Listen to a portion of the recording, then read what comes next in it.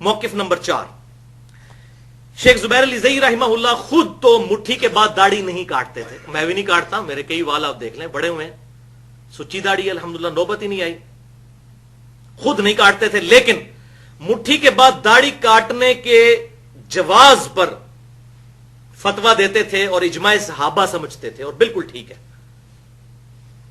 کیونکہ دو ہی صحابی ہیں داڑھی بڑھانے کی روایت کرنے والے، سیدنا عبداللہ ابن عمر اور سیدنا ابو ہریرہ رضی اللہ تعالی عنہما، اور دونوں مٹھی کے بعد داڑھی کاٹا کرتے تھے. اور یہ پیٹ اصول ہے محدثین کا کہ راوی حدیث اپنی حدیث کو سب سے بہتر سمجھتا ہے. یہ سوال کو ایک تو میں نے اڑایا تھا، یہ پھر سوال لکھا گیا تو مٹھی کے بعد داڑھی کاٹنا کیسا ہے؟ بھائی یہ صحابہ کرام سے ثابت ہے، صحابہ عبداللہ بن عمر رضی اللہ تعالیٰ کو صحابہ کرام سے، تو یہ جائز ہے. اگر کسی کو دل نہیں مانتا تو مرضی کرے، نہ کاٹنا بہتر ہے. کینچی ہم تو نہیں لگاتے، لیکن کوئی اگر ایک مٹھی سے زیادہ کاٹ لیتا ہے تو صحابہ کے آثار کی وجہ سے جائز ہے، اور صحابہ یہ راویان حدیث میں سے تھے عبداللہ بن عمر رضی اللہ عنہ. اور یہاں پر دو موقف ہیں. ایک موقف ہے کہ کینچی لگانا حرام ہے، یہ ہندوستان کے اس 100 سال 14ویں صدی کے علماء نے یہ مسئلہ بنایا ہے، یہ پہلے کوئی مسئلہ نہیں تھا. ایک مسئلہ یہ ہے کہ ایک مٹھی سے زیادہ کاٹنا واجب ہے، یہ مسئلہ شیخ البانی نے بنایا ہے، یہ پہلے بھی کوئی نہیں. یہ دونوں مسئلے غلط ہیں، شیخ البانی کا بھی اور یہ ہمارے کچھ استادوں کا بھی. صحیح مسئلہ یہ ہے کہ جائز ہے کوئی کاٹ لیتا ہے ایک مٹھی سے زیادہ، اور نہ کاٹے یہ بہتر ہے. اور اگر وہ تھوڑی تھوڑی اس کی ہے تو بھی فاسق ہے. اگر ایک مٹھی سے زیادہ کٹاتا ہے تو پھر نماز ہو جاتی ہے. یہ مسئلہ اجتہادی ہے، صحابہ کرام ثابت ہے، فاسق فاجر نہیں ہوتا. صحابہ سے ثابت ہے، ہاں صحابہ کرام سے ثابت ہے، تابعین سے بھی ثابت ہے، اور بغیر اختلاف کے ثابت ہے. کسی ایک نے انکار نہیں کیا. میں کہتا ہوں اجماع ہے، یہ اجماع ہے. اس بارے میں یہ دو موقف غلط ہے. ایک ہمارے استاد جو ہے نا، میرے کئی استاد اہل حدیث علماء جو کہتے ہیں داڑھی کو کینچی لگانا حرام ہے، یہ بھی غلط ہے. اور شیخ البانی جو کہتے ہیں کہ ایک مٹھی سے کاٹنا واجب ہے ضروری، یہ دونوں غلط ہے. بہتر یہ کینچی نہ لگائیں، اگر کوئی لگا لیتا ہے ایک مٹھی سے زیادہ تو جائز ہے. تو شیخ صاحب قائل تھے اس بات کے، اگرچہ وہ ایک بات کہتے تھے کہ مٹھی کے بعد داڑھی نہ کاٹنا افضل ہے، خود نہیں وہ کاٹتے تھے، میں بھی نہیں کاٹتا، بل اس معاملے میں مجھے ان سے اختلاف ہے. میں یہ کہتا ہوں جو یہ سمجھتا ہے کہ نبی صلی اللہ علیہ وسلم نے نہیں کاٹی اس لیے میں نہیں کاٹتا، اس کے لیے وہ افضل ہے. اور جو یہ سمجھتا ہے، جو میں نے ثابت کیا ہے پوری گفتگو میں، کہ عبداللہ بن عمر اس لیے داڑھی مٹھی کے بعد کاٹتے تھے کہ نبی صلی اللہ علیہ وسلم کی قدرتاً ہی مٹھی داڑھی تھی، سینے کے ابتدائی حصے تک، نہر تک تھی. جو شمائل ترمذی میں دنیا میں ایک ہی حدیث ہے، اس میں نہر کے الفاظ ہیں، تو نہر تک مٹھی بنتی ہے. اور شیخ صاحب کو جب میں نے فون پہ بتایا، کہتے ہیں علی بھائی اتنا بڑی چیز آپ نے ایکسپلور کر دی ہے. میں پریشان تھا کہ عبداللہ بن عمر کیوں مٹھی کے بعد داڑھی کاٹتے تھے. اچھا وہ پھر حضور کی نقل اتارتے ہوں گے کہ میری داڑھی حضور سے لمبی نہیں ہونی چاہیے. میں نے کہا شیخ صاحب یہی تو بات میں بتا رہا ہوں. کہتے ہیں یہ بہت زبردست بات آپ نے ایکسپلور کی ہے، بڑی انہوں نے الحمدللہ میری تائید کی اس حوالے سے. اور میں نے اس پہ پورا لیکچر دیا ہے مسئلہ نمبر 33 کے نام سے، داڑھی کی اہمیت اور اس کی مقدار کے صحیح احکام و مسائل. 1 گھنٹے کی گفتگو ہے داڑھی کے حوالے سے، الحمدللہ ایک ایکسکلوسیو وہ لیکچر ہے اس حوالے سے. بہرحال شیخ البانی کا نظریہ جو ہے وہ بہت سخت ہے. وہ کہتے ہیں مٹھی کے بعد داڑھی رکھنا حرام ہے. اب لیں نا اپنے بزرگوں کی بھی خبر. زبیر علی زئی صاحب کے تو سارے پیچھے پڑ گئے کہ انہوں نے کہا جائز ہے. تو شیخ البانی جو مفتی اعظم سعودی عرب، محدث اعظم سعودی عرب رہے ہیں، وہ تو کہتے ہیں مٹھی کے بعد داڑھی کاٹنا واجب ہے. ان کی نیٹ پہ تصویریں رکھی ہیں، مجھ سے چھوٹی داڑھی ہے ان کی، جو کہتے ہیں البانی رحمہ اللہ. تو ان کا تو یہ موقف تھا، تو وہ دوسری ایکسٹریم پہ چلے گئے. تو درمیان کا راستہ وہی ہے جو شیخ صاحب نے الحمدللہ اس حوالے سے اختیار کیا.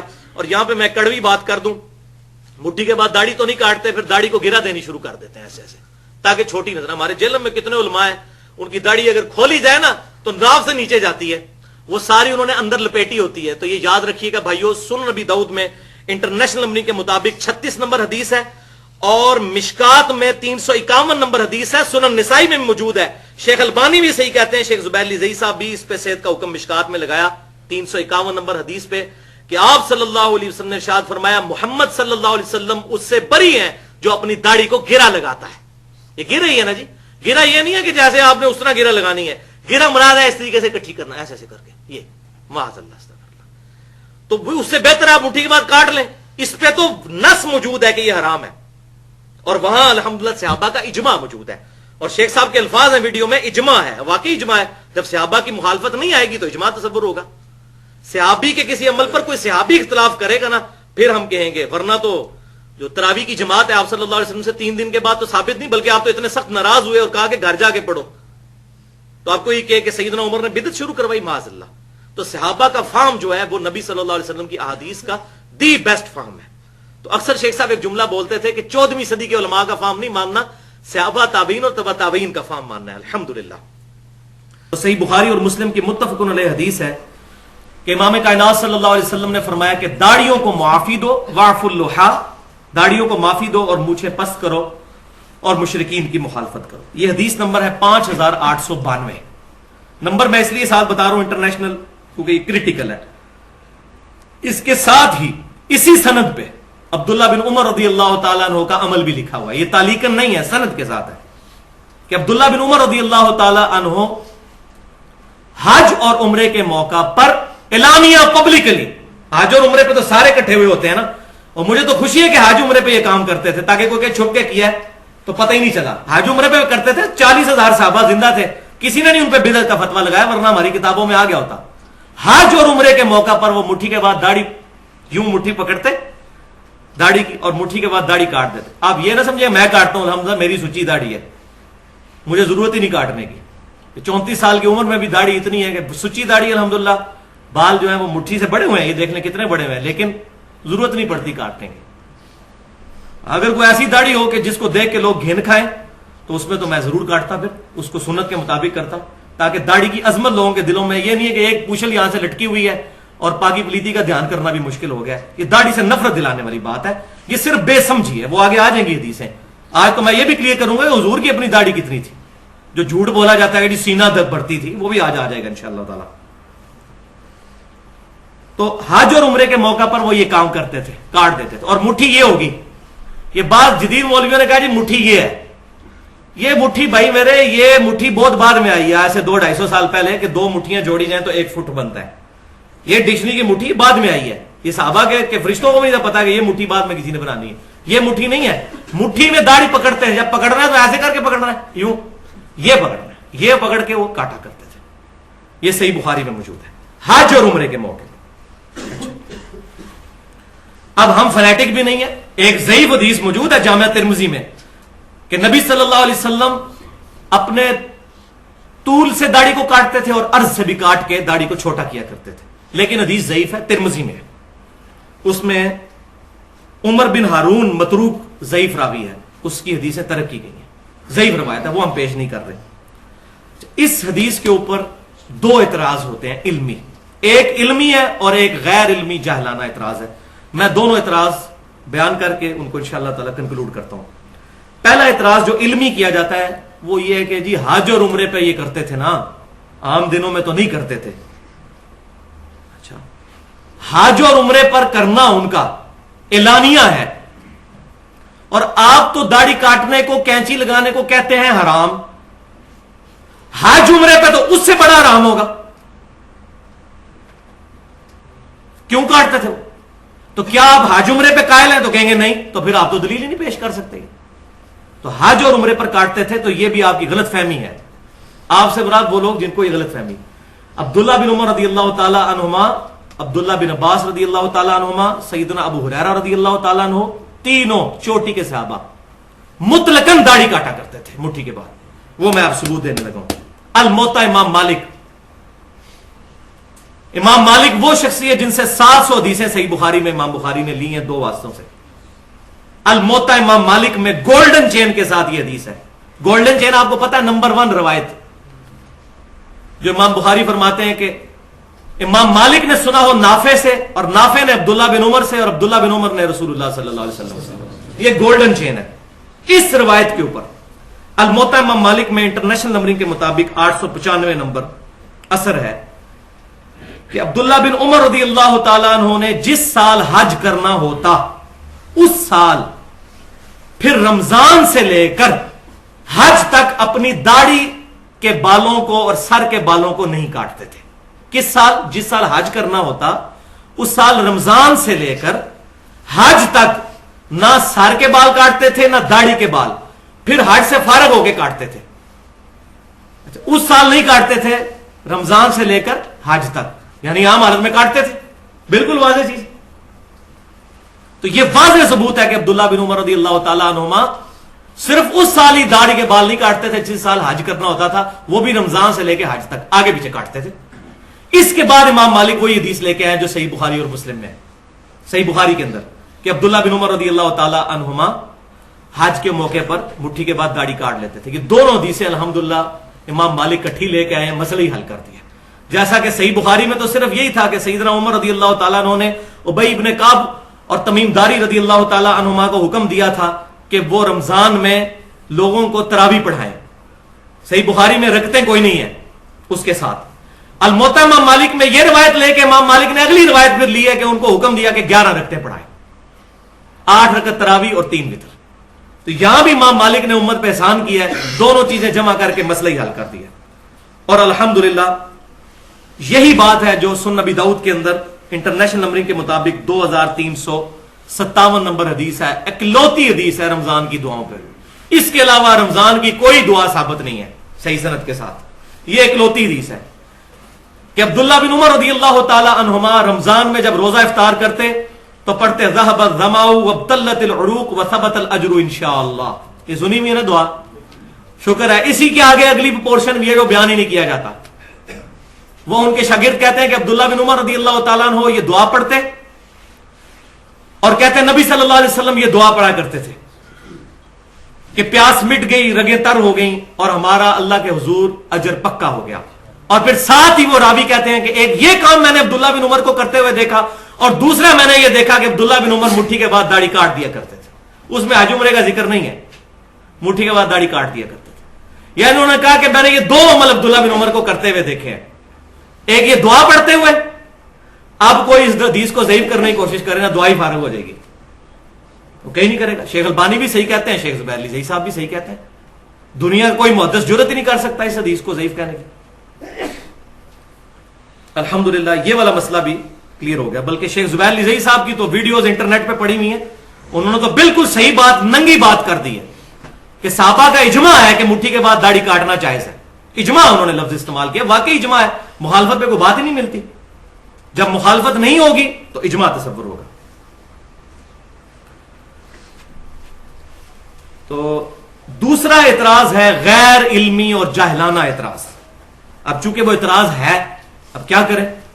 اعتراض کو تو پھر دور کرنا ہے کہ جی یہ تو عبداللہ بن عمر کا ذاتی عمل ہے، یہ معاذ اللہ عبداللہ بن عمر نے بعد میں حضور کے یہ بدعت کر دی. نبی صلی اللہ علیہ وسلم تو ثابت تو نہیں ہے. ہم نے تو دیکھنا ہے نبی صلی اللہ علیہ وسلم نے کیا کیا. عبداللہ بن عمر نے ان کے اگر خلاف کیا ہے تو یہ خلاف کا ڈیسیژن آپ کریں گے؟ پورے 1400 سال میں، یہ 14ویں صدی کے مولویوں سے پہلے کسی محدث نے کہا کہ عبداللہ بن عمر نے خلاف سنت کام کیا. چیلنج ہے میرا، پیش کریں. حدیث کے بڑے بڑے امام گزرے ہیں، وہ تو اس کو فہم سمجھتے ہیں عبداللہ بن عمر کا کہ انہوں نے تو صحیح فہم استعمال کیا کہ عبداللہ بن عمر رضی اللہ تعالیٰ عنہ صحابی ہیں، ان کا عمل بھی ہمارے لیے حجت ہے. ہاں اگر ان کا عمل نبی صلی اللہ علیہ وسلم سے ٹکرائے گا اور باقی صحابہ بھی یہ بات کہہ دیں گے کہ یہ عمل ان کے خلاف ہے تب ہوگا، ورنہ آ جائے پھر میدان میں پھکی بھی لے لیں. اس کا جواب میں نے پھر دینا 2 پھکیوں کے ذریعے. پہلی پھکی یہ ہے کہ نبی صلی اللہ علیہ وسلم نے کتنے دن تراویح جماعت سے پڑھی ہے؟ 3 دن. صحیح بخاری اور مسلم میں تمام ذخیرہ حدیث میں موجود ہے. اب جو چوتھے دن پڑھے گا وہ نبی صلی اللہ علیہ وسلم کی سنت پہ تو عمل نہیں کر رہا. لہٰذا سعودی عرب میں، مکہ مدینہ میں بھی یہ 3 دن کے بعد تراویحیں ختم کروائی جائیں، پاکستان میں بھی ختم کروا دی جائیں، کیونکہ نبی صلی اللہ علیہ وسلم تو ثابت نہیں ہے. اور نہیں جی حضرت عمر نے، وہ ابو بکر صدیق سے بھی ثابت نہیں رضی اللہ تعالیٰ. حضرت عمر کے بھی شروع کے سالوں میں نہیں ہے، وہ صحیح بخاری اور مسلم میں موجود ہے. کچھ سال گزرنے کے بعد انہوں نے یہ کام شروع کیا. نہیں جی حضرت عمر، تو حضرت عمر کدھر آ گئے جی بیچ میں؟ آپ حضرت عمر کے جا کے آپ دامن میں پناہ لے رہے ہیں. اب کہاں گیا مسئلہ کہ نبی صلی اللہ علیہ وسلم کا عمل ہم نے دیکھنا ہے تو بند کروائے. جو چندے اکٹھے کرتے ہیں رمضان کے اندر 27 دن چندے اکٹھے کرنے ہوتے ہیں نا، تو بند کروائے. 3 دن کے بعد تراویح تالا لگائے مسجدوں کو، فرض نماز کے بعد بند کروائے. انہیں جی صحابہ کا عمل ہے. اور بھائی اب آپ کو بات سمجھ آئے گی کہ صحابہ کرام کا اگر اجماع ہو جائے اور صحابہ میں اختلاف نہ پایا جاتا ہو، وہ عمل اسی طریقے سے حجت ہے جس طرح کہ نبی صلی اللہ علیہ وسلم کا اپنا عمل ہے. کسی بھی صحیح حدیث سے یہ ثابت نہیں کہ نبی صلی اللہ علیہ وسلم نے ظہر کی 4 رکعتیں ایک سلام سے پڑھی ہوں. آپ 2 سلام سے پڑھتے تھے، 2 الگ 2 الگ. یہ صحابہ سے ثابت ہے ایک سلام سے پڑھنا، ہم اسی لیے جائز سمجھتے ہیں. کوئی نہیں کہتا کہ جی حضور سے ٹکرا رہا ہے لہذا آپ دو دو کر کے پڑھے لادہ سے، وہ بھی افضل ہے، یہ بھی جائز ہے. تو یہ مسئلہ سمجھیں، غیر مقلد نہ بنے، نہ مقلد بنے نہ غیر مقلد بنے، متبع سنت بنے. غیر مقلد تو منکرین حدیث بھی ہیں جو اپنی مرضی سے رزلٹ نکالتے ہیں. غیر مقلد تو غلام پرویز بھی تھا جو اپنی مرضی سے رزلٹ نکالتا تھا. سر سید احمد خان دین کا جنازہ نکالا ان لوگوں نے. غیر مقلد تو وہ بھی تھے. نہ مقلد نہ غیر مقلد، متبع سنت اور سلف کے منہج پر کتاب و سنت کو سمجھے.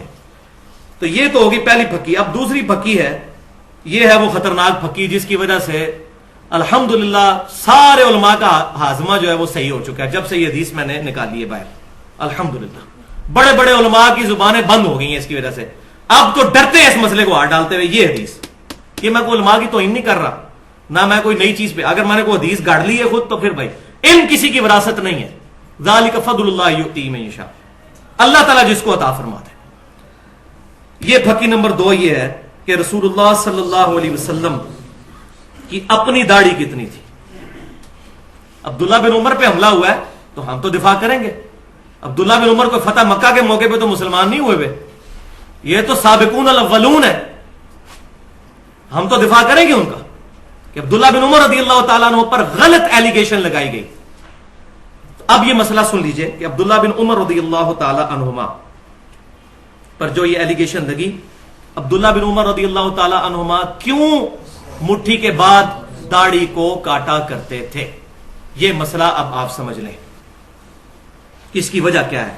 یہ علماء کو سمجھ نہیں آتی تھی کہ یار اتنا تقوی کا پہاڑ یہ کام کیوں کرتا تھا. یہ مسئلہ الحمدللہ اس حدیث نے حل کیا جو ایک ہی اکلوتی حدیث ہے ذخیرہ حدیث میں، جس کا غلط ترجمہ پبلک میں چل رہا ہے. حضور کی داڑھی سینہ بھرتی تھی، حضور کی داڑھی سینہ بھرتی تھی، معاذ اللہ استغفر اللہ. اتنا بڑا جھوٹ نبی صلی اللہ علیہ وسلم پر باندھا جاتا ہے. وہ حدیث کا ترجمہ ہی غلط کرتے ہیں.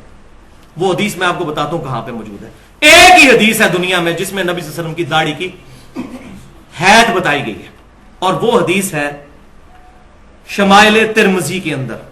امام ابو عیسیٰ محمد بن عیسیٰ ترمذی رحمۃ اللہ علیہ المتوفى 279 ہجری 417 احادیث کا مجموعہ انہوں نے شمائل ترمذی جمع فرمایا، جس کے اندر انہوں نے نبی صلی اللہ علیہ وسلم کے گیٹ اپ سے متعلق احادیث جمع کی ہیں. آپ صلی اللہ علیہ وسلم کی داڑھی مبارک کیسی تھی، بال مبارک کیسے تھے، لباس مبارک کیسا تھا، پگڑی کس کس کلر کی استعمال کرتے تھے، رہن سہن کیسا تھا. شمائل ترمذی اس میں انٹرنیشنل نمبرنگ کے مطابق 412 نمبر حدیث ہے آخری چیپٹر میں، جس چیپٹر کا نام ہے نبی صلی اللہ علیہ وسلم کو خواب میں دیکھنے کا بیان. اور الحمدللہ دارالسلام والوں نے اس حدیث کا ترجمہ بھی چھاپ دیا ہے. کتاب کا نام ہے آنۂ جمال نبوت صلی اللہ علیہ وسلم. یہ دارالسلام سے آپ کتاب لے لیں. اہل حدیث کے بہت بڑے تھم پاکستان کے اندر شیخ الحدیث حافظ عبدالستار حماد، ان کا ترجمہ ہے، دارالسلام نے چھاپا ہے. یہ حدیث انہوں نے اس میں لی ہے. ترجمہ میں ان کا بیان کروں گا تاکہ مسئلہ حل ہو جائے، کسی کو اختلاف نہ رہے. حدیث کیا ہے کہ یزید الفارسی رحمت اللہ علیہ جو مصحف لکھا کرتے تھے، شمائل ترمذی میں یہ روایت یہاں سے شروع ہوتی ہے. وہ ایک دن عبداللہ بن عباس رضی اللہ تعالیٰ عنہ کے پاس آئے اور کہنے لگے کہ میں نے نبی صلی اللہ علیہ وسلم کو خواب میں دیکھا ہے. تو عبداللہ بن عباس رضی اللہ تعالیٰ عنہ نے فوراً فرمایا کہ بیان کرو، کیونکہ میں نے نبی صلی اللہ علیہ وسلم سے یہ بات سنی. اور کیا سنا؟ وہ بخاری اور مسلم میں بھی ہے کہ جس نے خواب میں مجھے دیکھا اس نے مجھے کو دیکھا. میری شکل میں شیطان نہیں آ سکتا جو میری شکل اپنی ہے. تو اس تابعی نے پھر وہ ڈیٹیل سے خواب بیان کی اپنی. اس خواب کے اینڈ پہ عبداللہ بن عباس رضی اللہ تعالی عنہما نے مور لگائی اور فرمایا کہ جو تو نے خواب بیان کیا اگر تو اپنی زندگی میں بھی نبی صلی اللہ علیہ وسلم کو دیکھتا تو اس سے مختلف نہ پاتا. ایگزیکٹ یہی حلیہ نبی صلی اللہ علیہ وسلم کا تھا. یہ وہ حدیث ہے جس کی وجہ سے وہ داڑھی والے مسئلے میں کہتے ہیں سینہ بھرتی تھی. وہ ترجمہ غلط کرتے ہیں. ترجمہ انہوں نے صحیح کیا دارالسلام والوں نے الحمدللہ. وہ حدیث میں بیان کرتا ہوں. انہوں نے کیا کہا؟ انہوں نے کہا کہ میں نے نبی صلی اللہ علیہ وسلم کو دیکھا. آپ کا قد مبارک نہ بہت لمبا تھا نہ بہت چھوٹا بلکہ درمیانہ تھا. آپ صلی اللہ علیہ وسلم کا رنگ مبارک نہ بہت سفید تھا نہ بہت سیاہ تھا بلکہ گندمی مائل سفید تھا اور سرخ تھا. اور آپ صلی اللہ علیہ وآلہ وسلم کی آنکھیں مبارک سرمگی تھیں. آپ صلی اللہ علیہ وسلم کا چہرہ مبارک خوبصورت اور گول تھا. آپ صلی اللہ علیہ وآلہ وسلم کی داڑھی مبارک انتہائی گھنی اور پورے چہرے پر پھیلی ہوئی تھی اور سینے کے اس حصے تک تھی جس کو نحر کہتے ہیں. یہ نحر عربی زبان کا لفظ وہاں نحر. جائیں عربی کی ڈکشنری کھولیں, نہر کسے کہتے ہیں؟ نہر کہتے ہیں اس ہڈی کو جو یہ ہڈی یہاں سے شروع ہو کے شولڈر تک جاتی ہے, اس تک. یہ نہر آپ کرتے ہیں نا اونٹ کو بھی, تو نہر یہاں کرتے ہیں, اس کو پیٹ میں چلاتے ہیں, سینے میں, گردن میں. گردن کا وہ حصہ جو سینے سے ملا ہوتا ہے اس کو عربی زبان میں نحر کہتے ہیں. نحر یعنی نبی صلی اللہ علیہ وسلم کی داڑھی یہاں تک تھی, سینے پر تھی, اس حصے تک جس کو نہر کہتے ہیں. میری بھی تقریباً ادھر تک پہنچ چکی ہے نہر. یہ نرم حصہ جہاں سے ختم ہوتا ہے اور یہ ہڈی شروع ہوتی ہے, یہ نہر. نہر. اور الحمدللہ ترجمہ دارالاسلام نے بالکل صحیح کیا ہے کہ نبی صلی اللہ علیہ وسلم کی داڑھی مبارک گنجان, چہرہ مبارک کا احاطہ کیے ہوئے اور سینے کے ابتدائی حصے پر پھیلی ہوئی تھی. سینے کے ابتدائی حصے, یہاں سے سینہ شروع ہوتا ہے, ناف تک رہتا ہے سینہ, یہ ابتدائی حصہ ہے, آخری حصہ ناف ہے, یہاں تک پھیلی تھی. اللہ تعالیٰ جزائے خیر دے, بالکل صحیح ترجمہ کیا. جا کے ڈکشنری دیکھ لیں نہر. اس حدیث کو پڑھنے کے بعد یہ ہے جس کا غلط ترجمہ کیا سینہ بھرتی تھی, اور کوئی کہتا ہے ناف سے نیچے تھی. معاذ اللہ, اتنی توہین کرتے ہیں. نبی صلی اللہ علیہ وسلم کی شکل مبارک ایسی ہوگی کہ لوگ دیکھ کے گھن کھا جائیں. اٹریکٹفل پرسنالٹی تھی آپ صلی اللہ علیہ وسلم کی. یہ نہیں ہے کہ جناب وہ بالکل جا رہی ہے, پاکی پلیدی کا بھی دھیان نہیں ہے, ایسی نہیں تھی داڑھی مبارک. جھوٹ. نہر, یہ نہر تک تھی. ہاں یہ تھی کہ وہ گنجان تھی نہر تک. اب یہ دیکھیں ذرا, یہ میرا اجتہاد ہے جس پہ علماء پریشان ہے. یہاں رکھیں مٹھی اور یہ داڑھی دیکھیں بالکل نہر پہ آتی ہے. تو عبداللہ بن عمر رضی اللہ تعالیٰ عنہ مٹھی کے بعد داڑھی اس لیے کاٹتے تھے کہ اپنی داڑھی کو حضور کی طرح کرنے کی کوشش کرتے تھے صلی اللہ علیہ وسلم. کیوں؟ یہ وہ شخص ہے جس نے صحیح بخاری اٹھا کے دیکھیں, حج کے سفر کے دوران وہاں سواری بٹھائی جہاں نبی صلی اللہ علیہ وسلم بٹھاتے تھے, وہاں پیشاب کیا جہاں نبی صلی اللہ علیہ وسلم پیشاب کرتے تھے, وہاں بیٹھ کے کھانا کھاتے تھے جہاں نبی صلی اللہ علیہ وسلم کھانا کھاتے تھے. ایک ایک چیز کو کاپی کرتے تھے. اسی طریقے سے وہ داڑھی کو بھی کاپی کرتے تھے کہ میری داڑھی نبی صلی اللہ علیہ وسلم کی طرح نظر آنی چاہیے, اس لیے وہ مٹھی کے بعد داڑھی کاٹ دیا کرتے تھے. الحمدللہ یہ صدیوں سے مسئلہ جو تھا یہ ریزالو ہوا ہمارے اس اجتہاد کے ساتھ, اور الحمدللہ یہ جب چیز سامنے آئی ہے اب کسی کی جرت نہیں کہ اس کا کوئی علمی جواب دے سکے. الحمدللہ. تو لیکن یہ فرقہ واریت سے بالا تر ہو کر چیزوں کو سننا چاہیے. داڑھی کو مذاق نہ بنائیں. میں نہیں کاٹتا مٹھی کے بعد, دیکھ لیں میرے بات, لیکن میں مسئلہ غلط, میں پینٹ نہیں پہنتا لیکن جائز سمجھتا ہوں اس کو. اپنا کرنا نہ کرنا اور چیز ہے, لیکن شرعی فتویٰ نہیں لگے گا. لہذا یہاں پہ یہ بات یاد رکھیں کہ دونوں موقف ایکسٹریم پہ ہیں. پینڈولم کی دو ایکسٹریم ہے. ایک شیخ البانی کا موقف ہے. شیخ البانی یہ کہتے ہیں کہ مٹھی کے بعد داڑھی کاٹنا واجب ہے, جو کاٹتا نہیں وہ حرام کا مرتکب ہے. آپ انٹرنیٹ پہ شیخ البانی کی تصویریں پڑی ہوئی ہیں, میرے سے بھی چھوٹی داڑھی تھی ان کی, جو صحیح الالبانی, حسن الالبانی, البانی سارے کر رہے ہوتے ہیں پاکستان میں. ان کی اپنی داڑھی کتنی تھی ذرا دیکھیں.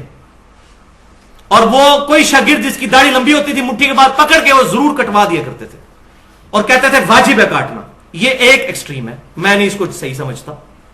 دوسری ایکسٹریم وہ ہے جو 14ویں اور 15ویں صدی کے پاکستانی مولویوں کی, انڈیا کے مولویوں کی ہے, جو کسی سے بھی نہیں ثابت, پہلے 1400 سال میں کسی سے نہیں ثابت کہ جی مٹھی کے بعد داڑھی کاٹنا حرام ہے.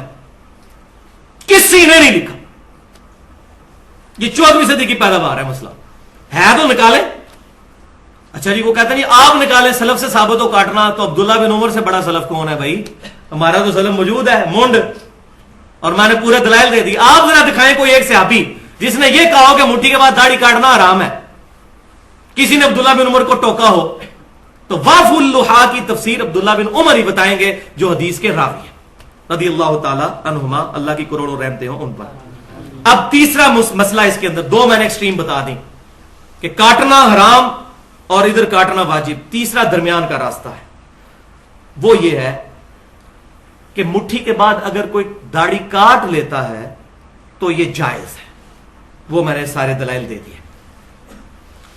یہ مسئلہ بھی اجتہادی ہے. اگر وہ عبداللہ بن عمر کی طرح کاٹتا ہے تاکہ اپنی داڑھی کو حضور صلی اللہ علیہ وسلم کی طرح کرے تو اس کے لیے وہ افضل ہوگا کہ مٹھی کے بعد داڑھی کاٹے, اس کے لیے وہ افضل. یہ جو مشہور کیا ہے جی کوئی نہ, جو بعض لوگ جس طرح شیخ زبیر علی زئی صاحب کا موقف ہے, میں ان کے ساتھ نہیں اس مسئلے پہ ایگری کرتا. وہ کہتے ہیں کہ مٹھی کے بعد کاٹ لو تو جائز ہے, نہ کاٹو تو افضل ہے. میں یہ کہتا ہوں کہ نہ کاٹو یہ افضل ہے. یہ کہاں لکھا ہوا ہے؟ حدیث کا راوی تو عبداللہ بن عمر کاٹتے تھے, ना काटो अफजल कहां लिखा हुआ है? काटना अफजल अगर नहीं लिखा हुआ तो ना काटना अफजल भी कहीं नहीं लिखा हुआ।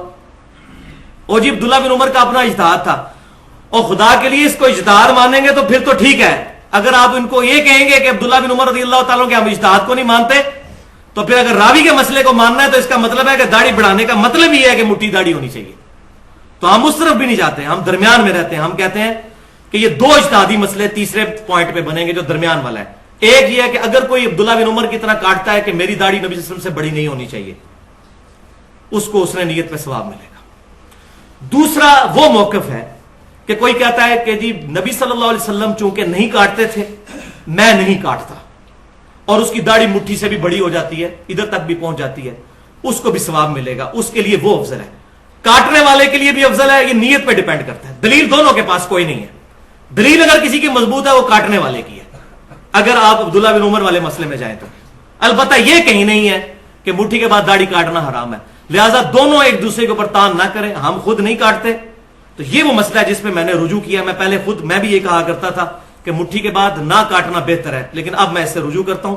मेरा मौकफ ये तमाम दलाइल के बाद ये है कि मुट्ठी के बाद ना काटना बेहतर उसके लिए है जो ये समझता है कि नबी सल्लल्लाहु अलैहि वसल्लम ने नहीं काटी, और मुट्ठी के बाद काटना बेहतर उसके लिए है और अफजल है उसके लिए जो अपनी दाढ़ी को नबी सल्लल्लाहु अलैहि वसल्लम की तरह करने की कोशिश करता है, और जिसमें हमारे सलफ हैं अब्दुल्ला बिन उमर रज़ियल्लाहु ताला अन्हुमा। तो मैंने ये बता दिया, पहले भी मैं बता चुका हूं, मैं दोबारा रिपीट कर देता हूं। इसमें कड़वी गोली इसी कॉन्टेक्स्ट में वो ये है कि जो लोग मुट्ठी के बाद दाढ़ी नहीं काटते, शैतान ने उनको ऐसे अपने हत्थे चढ़ाया है कि वो मुस्तहब से करने के चक्कर में हराम के मुर्तकिब हो जाते हैं। और वो हराम क्या है वो सुन ले आप।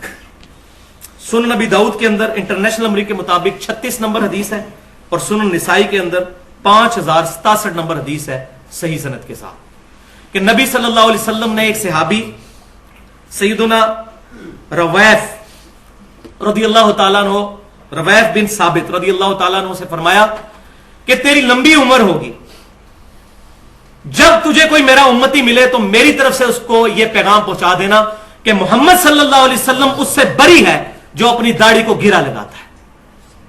देख कितने सख्त वईद है। आप जिनकी दाढ़ी मुट्ठी से बहुत लंबी होती है, काटते नहीं है मुस्तहब काम करने के लिए, और हराम के मुर्तकिब हो जाते हैं यूं इसको अंदर करके। ये देखो मौलवी तकरीबन 70% ये काम करते हैं, और वो खुश हो रहे होते हैं कि हम बड़ी नेकी कर रहे हैं, नहीं काट रहे। हालांकि काट लेना तो वो बेहतर है बजाय इसके कि दाढ़ी को गिरा लगा लें। अब आप जिनकी दाढ़ी को गिरा लगे ना और वो दाढ़ी वाले मसले बोले उनको को आप तो हराम काम कर रहे हो, आप पे तो वाज़े नस मौजूद है। तो ये शैतान ने ऐसा उनको छोटी नेकी कराने के चक्कर में हराम का मुर्तकिब कर दिया। तो दाढ़ी को गिरा लगाना ये हराम है। तो अगर आप ये दाढ़ी को गिरा क्यों लगा रहे हैं? वो खुद भी चाहते हैं कि दाढ़ी खूबसूरत नजर आए, ठीक है। यही तो हम कहते हैं भाई। अब ये नहीं है किसी की ये पूछल लमकी हुई है इधर और वो इस तरह ही छोड़ देता है। बराबर कर लें यार, मुट्ठी से ज्यादा रख लें, लेकिन दाढ़ी बराबर तो रखें। ऐसी दाढ़ी ना हो कि देख के लोग घिन खा लेंगे, ये पता नहीं कौन बंदा आ गया। लेकिन इसमें यह भी बात याद रखिए, जो लोग बावजूद इसके ये काम नहीं करते उनके बारे में भी नफरत दिल में ना रखें। देखें आज के दौर में इतनी लंबी दाढ़ी रखना बहुत हिम्मत का काम है, और ये कहना ये खारजियों वाली शक्ल बनाई हुई है, ये भी बहुत जुल्म है। देखें ये जो कुछ उन्होंने किया उनके पीछे भी मोहब्बत कार फरमा है। उन बेचारों को पता नहीं, इल्मी कमजोरी है, कोई चीज उनको बता दें ऐसा तरीके के साथ, लेकिन बदगुमानी ना करें। अब आप सुन लीजिए कि मुसन्नफ इब्न अबी शैबा में 38,000 सहाबा के अकवाल और अहदीस का मजमुआ, दुनिया का सबसे बड़ा। उसमें किन किन सहाबा के बारे में है कि मुट्ठी के बाद दाढ़ी काटते थे? अब्दुल्ला बिन उमर, अब्दुल्ला बिन अब्बास, सैयदना अबू हुरैरा रज़ियल्लाहु ताला। अब्दुल्ला बिन अब्बास के बारे में भी मौजूद, अब्दुल्ला बिन उमर के बारे में मौजूद, और सैयदना अबू हुरैरा के बारे में तो यहां तक है कि वो ये रुखसार के बाल भी जो दाढ़ी में नहीं आते, हमारे लोग समझते हैं कि ये भी दाढ़ी है और ये भी दाढ़ी है, वो भी काटा करते थे। और ताबईन में से इब्राहिम नखी और कासिम बिन मोहम्मद बिन अबी बकर, बुखारी मुस्लिम के रावी, हजरत अबू बकर सिद्दीक रज़ियल्लाहु ताला अन्हु के पड़पोते, ये सारा काम वो किया करते थे।